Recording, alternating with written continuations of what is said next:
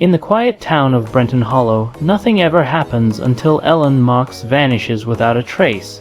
Her daughter Lily is left with one chilling note: don't trust him. As secrets rise from beneath the surface, Lily discovers that in her mother's world, everyone she loves might be lying, and the truth could bury her next. The morning my mother disappeared, the air smelled of rain and lilacs. It was one of those quiet spring mornings in Brenton Hollow, a town so small it didn't even have its own traffic light. People said you could walk across Main Street with your eyes closed and not get hit by a car. But that morning, as I stood on our front porch staring at her empty car space, I felt like every sound, the chirping birds, the wind in the maple trees, was mocking me. Mom was always up before me. Coffee, toast, the hum of the old kitchen radio that was her rhythm. But when I came downstairs at 7:12, the house was silent. Her mug sat clean in the sink, no lipstick mark, no spoon. Her purse was gone, but her phone sat on the counter, the same phone she used for everything. At first, I didn't panic. She'd probably gone to the farmer's market early. But by noon, when she still hadn't called, something cold and heavy began to settle in my chest. Her name was Ellen Marks, 50, 1 year old, the kind of woman people trusted instantly, church volunteer, local librarian, the sort who remembered birthdays and sent cookies at Christmas. Everyone in Brenton Hollow loved her. Everyone except maybe one person. I didn't want to think about him. Not yet. By the time Sheriff Nolan came to take my statement, the sky had turned the color of wet concrete. I stood on the porch, arms crossed tight, while he scribbled in his notepad. He looked too calm, like he'd seen this all before. She's been missing for how long now? He asked. Since last night, maybe longer. I said. She didn't come home after closing the library. He nodded, eyes scanning the gravel driveway. Any sign of struggle, strange messages? Did she say anything lately that sounded off? I hesitated. She said someone was following her. That got his attention, following her. Yeah, 2 nights ago, she told me she kept seeing the same blue pickup parked near the library. Said it made her uneasy. I told her she was imagining things. Now I wished I hadn't said that. He wrote something down, lips pressing into a flat line. I'll check with Deputy Moore to pull traffic cam footage. Brenton Hollow had one camera at the gas station. Still, it was something. When he left, the house felt different. Bigger, colder. I wandered into her room, neat, clean, everything in its place. Her reading glasses on the nightstand, the bed made, on the dresser, her wedding photo with Dad before he died, and beside it, something that shouldn't have been there, an envelope, no name, just my mother's handwriting, for Lily. My hands shook as I tore it open. Inside was a single piece of paper. If anything happens to me, don't trust him. No signature, just that one sentence. My heart hammered. I read it again and again until the letters blurred. Who was him? There were only a few men my mother really talked to. Her co-worker, Mr. Bennett from the library, our neighbor, Clay, who sometimes mowed her lawn, and then there was Peter Hale. Peter had been coming around more lately, fixing her porch steps, bringing over groceries just to help out. He was kind, gentle even, but something about him always felt rehearsed, too perfect. And then I remembered, he drove a blue pickup. By nightfall, rain was falling steady and cold. I sat by the window, watching headlights pass on Main Street, each one making my pulse race. At 8:03, a text came through on my mother's phone from Peter. Ellen, you okay? Didn't see you at the library. Call me. I stared at the message. Why would he text her phone when he knew she never carried it? I typed back before I could think. This is Lily. Mom's missing. When did you last see her? The 3 little dots appeared, then vanished, then appeared again. Last night, around 8. She said she had to meet someone. Meet who? I type. No response. A sound came from outside, faint, metallic, like a car door. I went to the window and froze. A blue pickup was parked across the street. The wipers moved slowly, back and forth, even though the rain had stopped. I switched off the lights, my breath caught as I peered through the blinds. The truck idled for a moment longer, then drove off into the night.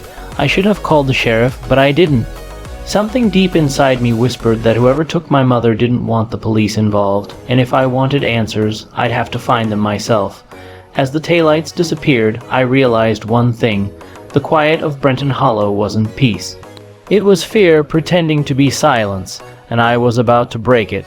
Sleep didn't come that night. Every creak of the old house made me jump. Every gust of wind against the windows felt like someone trying to get in. By morning, I had memorized the sound of silence, the way it pressed against the walls, thick and suffocating. I poured coffee just to have something to do. Mom's cup was still in the sink, the lips red one with a chip on the rim. I kept staring at it as if it might tell me something. At 9 a.m., I drove to the library, the place she'd last been seen. The streets were mostly empty. Brenton Hollow always moved slow, but today it felt frozen. The open sign hung crooked on the library door, but the inside lights were dim. Mrs. Kearns, the assistant librarian, looked up from the front desk, eyes puffy from crying. "Lily, honey," she said softly. I heard. "The sheriff was here this morning." I nodded. "Do you know when Mom left last night?" She frowned, trying to remember. "Around 8, I think. Said she had to meet someone before heading home." "Did she say who?" Mrs. Kearns shook her head. "Just said it was important." She looked tense, like she was scared of saying too much. That same word again, scared. I swallowed hard. I walked behind the counter, ignoring the curious stares from the two patrons still inside. Mom's office door was closed. Inside, the room smelled faintly of old books and lavender. Her reading glasses were on the desk, along with a stack of returned novels and something else, a library card, but not just any card. It was bent, the barcode scratched off, and on the back was a smear of something reddish brown. My stomach twisted. Blood. I slipped it into my pocket just as someone cleared their throat behind me. I spun around. It was Mr. Bennett, Mom's co-worker, thin, gray-haired, always too polite. "You shouldn't be in here," he said gently. "Sheriff Nolan told us to keep things untouched. I just needed to see where she was last." His expression softened. "We'll find her, Lily. Your mother's tough. She'll turn up." His voice trembled on the last words. As I left, I noticed the library's front camera, an old security model. I asked Mrs. Kearns if it still worked.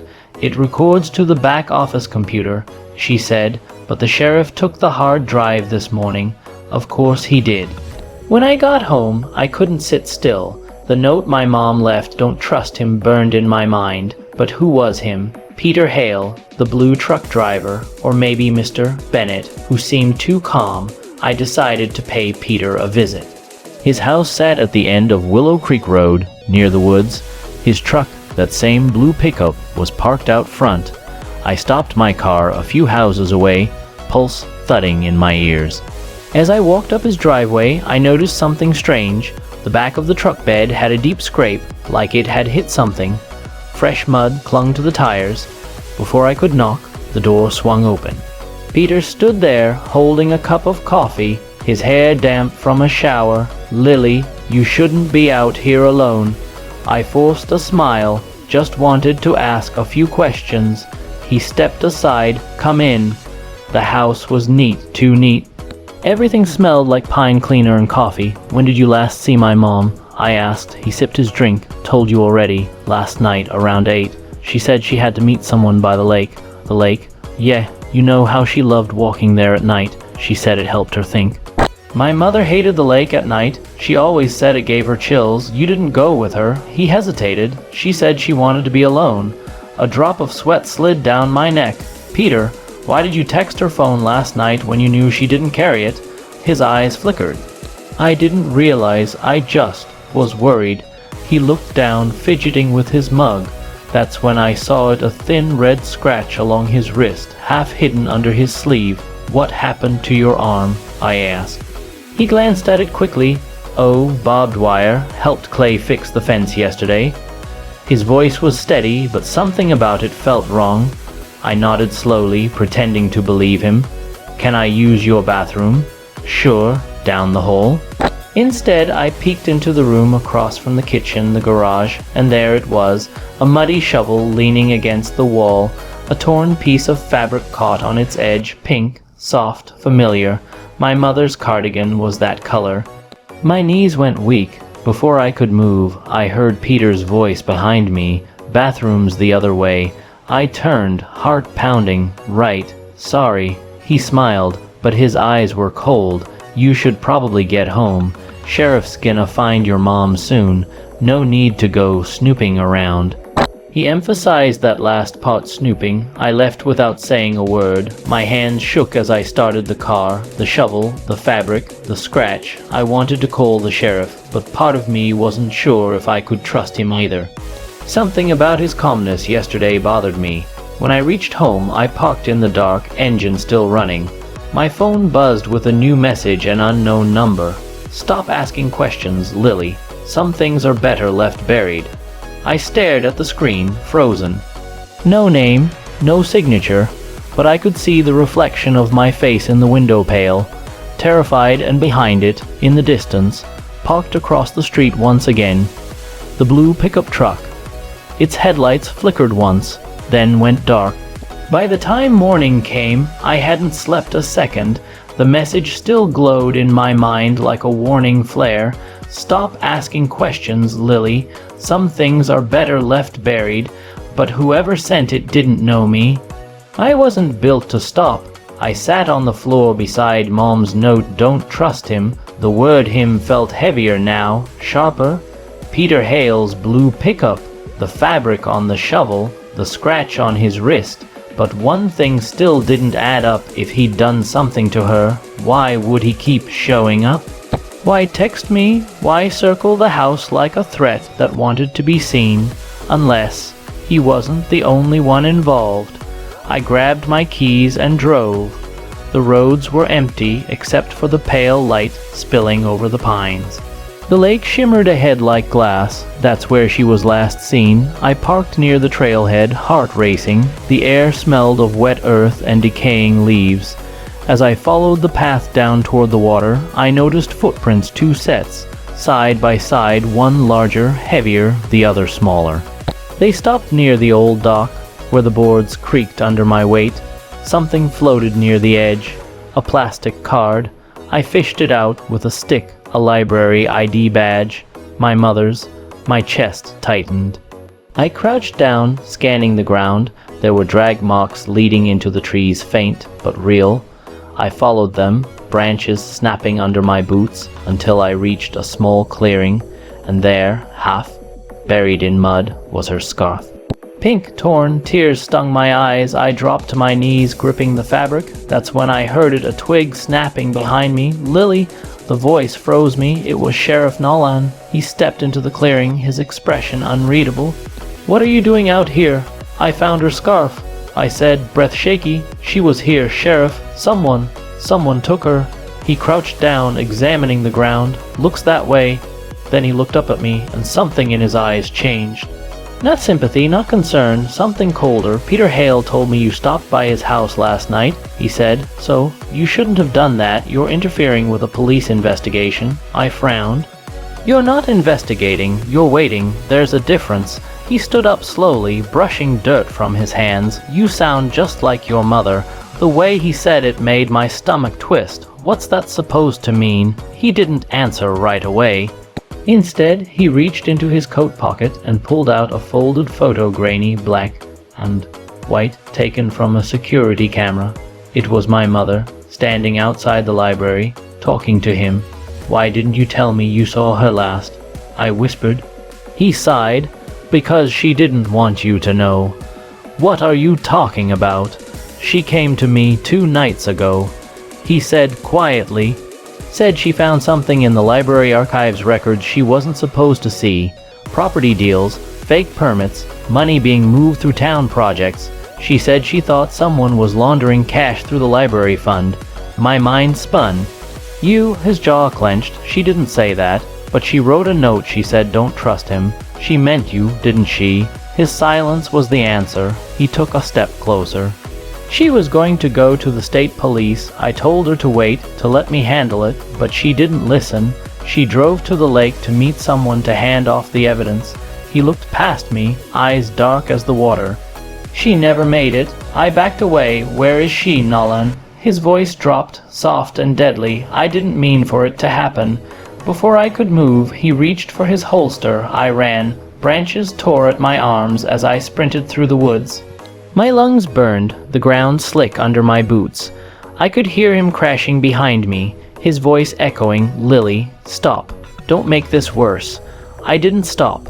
When I reached the dock, I saw headlights in the distance, another car pulling up. It was Peter's blue pickup. He jumped out, shouting, "Lily." I waved frantically. "He's got a gun." The sheriff burst from the trees behind me, gun drawn. "Drop it, Peter." But Peter raised his hands. "I didn't touch her. I swear, I just wanted to help her." Nolan fired. The shot cracked across the lake, echoing into forever. Peter stumbled, then fell against the railing. I screamed. Before Nolan could aim again, I grabbed the nearest thing I could, a rusted anchor chain, and swung it with all the strength I had. It hit him square across the face. He dropped the gun. We both went down, struggling on the slick boards. He grabbed my wrist, forcing my arm into the water. "You don't understand," he hissed. "Your mother found out too much, and you killed her." "No," he choked. "It was an accident. I just wanted the evidence." She slipped, hit her head. I panicked. I buried her near the old quarry. His words hit me like ice. He pushed harder, his grip crushing my wrist until the sound of sirens broke through the air. Flashing red lights cut through the trees. Deputies poured down the trail, shouting. Nolan froze, eyes wide. "Drop it, Sheriff." He hesitated 1 second too long. They tackled him to the ground. The gun clattered away. I stumbled back, shaking, tears blurring my vision. One of the deputies helped me up, whispering, "It's over." But it wasn't, not yet. 2 days later, they found my mother's body near the quarry, just like he said. She was still clutching a small folder in her hand, documents proving Nolan's involvement in laundering funds through town grants. She'd tried to expose him and paid the price. At her funeral, the whole town showed up. Brenton Hollow had never been so quiet. I stood by her grave, wind rustling through the maples, and thought about her last words to me. Don't trust him. I finally understood. Trust wasn't about who smiled the most or helped with groceries. It was about who stood beside you when everything else fell apart. Peter survived the gunshot. He's the one who told the deputies where I was that night. Turns out he really had just been trying to protect her and me.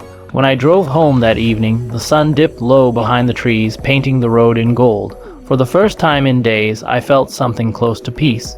Mom's scarf rested on the seat beside me, washed clean, folded neatly. I whispered into the quiet, "It's over, Mom." But in Brenton Hollow, silence was never really silence.